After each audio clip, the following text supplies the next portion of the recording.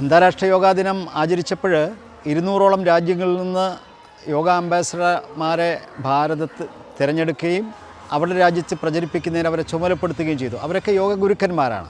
അവരെല്ലാം ഭാരതം മുഴുവൻ സഞ്ചരിച്ച് ആശ്രമത്തിലെത്തിയപ്പോൾ ഞാൻ അവരോട് സംസാരിക്കുകയുണ്ടായി. അവരെല്ലാം ഒരേ സ്വരത്തിൽ പറഞ്ഞത് അവർ ഒരു ഇന്ത്യൻ ഗുരുവിൽ നിന്ന് പഠിച്ചു, അവരുടെ ഗുരു ഭാരതീയനാണെന്ന് പറയുന്നതിൽ അഭിമാനിക്കുന്നവരാണവർ.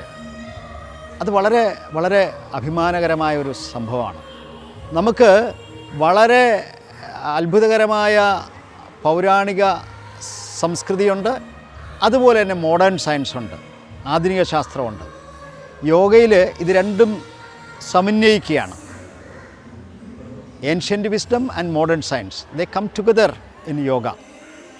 യോഗയിൽ നമ്മൾ ചെയ്യുന്ന ക്രിയകൾ, അതിൻ്റെ പ്രാക്ടീസസ് എല്ലാം ശാസ്ത്രീയമായിട്ട് ഇന്ന് പലരും റിസർച്ച് ചെയ്ത് മുന്നോട്ട് പോവുകയാണ്. അത് മെഡിക്കൽ സയൻസിൽ അവരുടെ പല കാര്യങ്ങളിൽ, ഇമോഷണൽ ബാലൻസിന്, എല്ലാത്തിനും, എല്ലാ തലത്തിലും, എല്ലാ ജീവിത സന്ദർഭങ്ങളിലും ഇത് ഉപയോഗിക്കുന്നു.